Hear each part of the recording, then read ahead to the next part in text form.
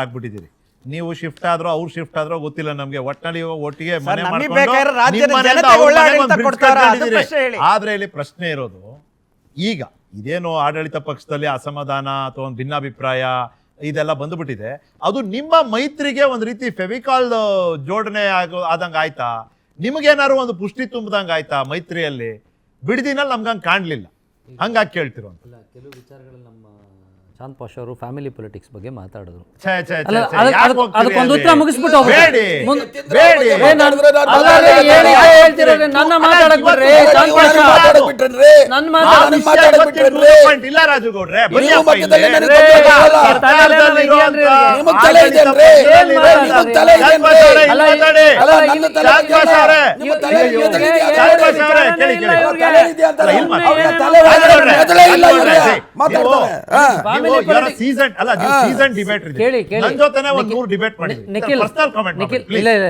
ನಾನು ಆ ವಿಚಾರದ ಬಗ್ಗೆ ಹೇಳ್ತಾ ಇದ್ದೀನಿ. ಫ್ಯಾಮಿಲಿ ಪೊಲಿಟಿಕ್ಸ್ ಬಗ್ಗೆ ಮಾತಾಡಿದ್ರು. ದೇವೇಗೌಡರಿಗೆ ಎಷ್ಟು ಜನ ಮಕ್ಕಳಿದ್ದಾರೆ, ಎಷ್ಟು ಜನ ಪೊಲಿಟಿಕ್ಸ್ ಅಲ್ಲಿ ಇದ್ದಾರೆ? ಕಾಂಗ್ರೆಸ್ ನಲ್ಲಿ ಹೈಕಮಾಂಡ್ ಇಂದ ಹಿಡಿದು ಇರೋ ಇಬ್ರು ಮಕ್ಕಳು ಅವ್ರ ಇಡೀ ಒಂದ್ ನಿಮಿಷ ಅವ್ರ ಇಡೀ ಜೀವನ ಪೂರ್ತಿ ಪೊಲಿಟಿಕ್ಸ್. ಮೈತ್ರಿಗೆ ಒಂದ್ ರೀತಿ ಪುಷ್ಟಿ ತುಂಬದಂಗ ಆಯ್ತಾ ಆಡಳಿತ ಪಕ್ಷದ ಅಸಮಾಧಾನ? ನಿಖಿಲ್, ಅದೇ ನಿಮಗೊಂದ್ ರೀತಿ ಆತ್ಮವಿಶ್ವಾಸ ಬೆಳೆಸುವಂತ ಕೆಲಸ ಮಾಡ್ತಿದ್ಯಾ?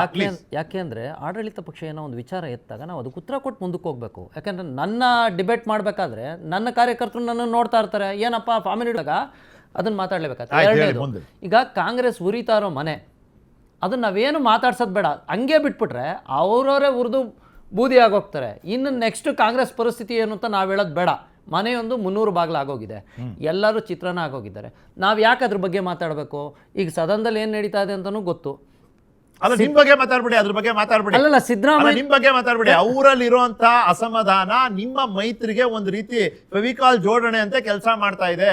ನಿಮಗೊಂದ್ ರೀತಿ ಬೂಸ್ಟರ್ ಡೋಸ್ ಇಂಜೆಕ್ಷನ್ ಕೊಟ್ಟಂಗ ಆಗ್ತಾ ಇದೆ. ಮೈತ್ರಿಗಳು ಒಂದಾಗಿ ಮೈತ್ರಿ ಧರ್ಮವನ್ನ ಪಾಲನೆ ಮಾಡುವಂತ ವಾತಾವರಣ ನೀವು ಮಾಡ್ಲಿಲ್ಲ, ಆಡಳಿತ ಪಕ್ಷ ಮಾಡ್ತಾ ಇದೆ. ಆಗ್ಬೋದಾ? ಲಡ್ಡು ಬಂದ್ ಬಾಯಿಗೆ ಬಿತ್ತು, ಯಾಕೆ ತಿನ್ಬಾರ್ದು ಅಂತೀರಿ? ಲಡ್ಡು ಬಂದ್ ಬಾಯಿಗೆ ನೋಡಿ, ಯಾಕೆ ತಿನ್ಬಾರ್ದು? ಅಲ್ಲಲ್ಲ, ಲಡ್ಡು ಬಂದು ಬಾಯಿಗೆ ಬಿತ್ತು. ಕಾಂಗ್ರೆಸ್ ನವ್ರು ಹೆಂಗಾಗ್ಬಿಡೈತ್ ಗೊತ್ತಾ? ಪಾಪ ಕೂತ್ಕೊಳಕ್ ಆಯ್ತಾ ಇಲ್ಲ,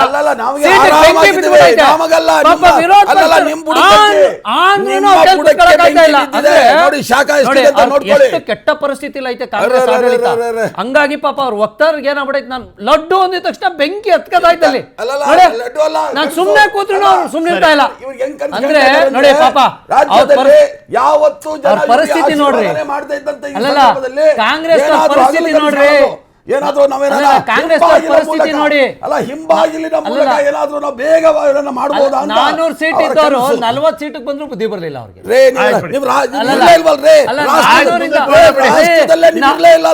ನಿಮ್ ಮನೆ ಬಾಗ್ಲಲ್ಲಿ ನಮ್ಮ ಮನೆ ಬಾಗ್ಲಿಗೆ ತಿರುಗಿದ್ದೀರಾ? ಸ್ವಲ್ಪ ಒಂದ್ಸತಿ ಯೋಚನೆ ಮಾಡಿ. ಮುಖ್ಯಮಂತ್ರಿ ಮೊನ್ನೆ ರೆಡಿ ಆಗಿದ್ರಲ್ರಿ, ಮೊನ್ನೆ ರೆಡಿ ಆಗಿದ್ರಲ್ರಿ. ಹಾಕ್ಬೇಕು ನಮ್ಮನ್ನ ಮುಖ್ಯಮಂತ್ರಿ ಮಾಡಿ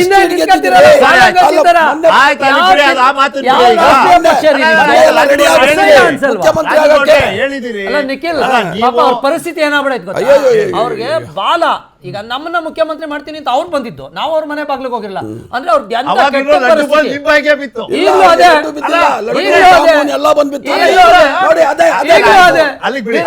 ಅಷ್ಟೇ.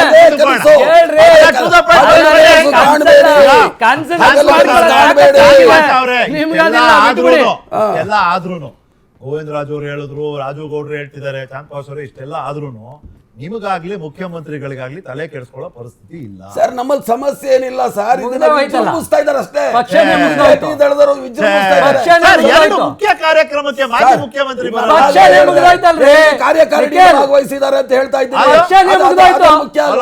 ಕರ್ನಾಟಕದಲ್ಲಿ ಕಾಂಗ್ರೆಸ್ ಮುಗಿದೋಯ್ತು,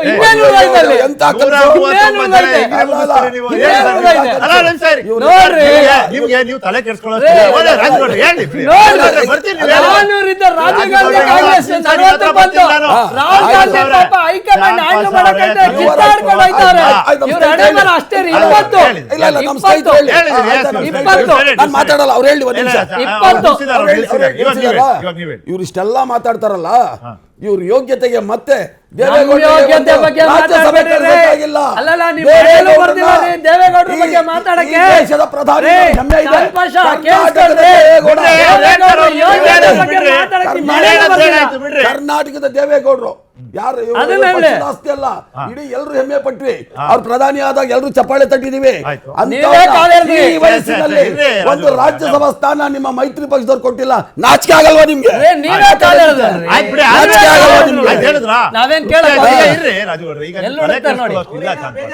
ತಲೆ ತಲೆ ಇರಲ್ಲ, ತಲೆ ಅಲ್ಲ, ತಲೆಯಲ್ಲಿ ಮೆದುಳು, ಸ್ವಲ್ಪ ತಲೆಯಲ್ಲಿ ಮೆದುಳು ಇಟ್ಕೊಂಡು ಮಾತಾಡಿ. ಅಲ್ಲ ರೀ,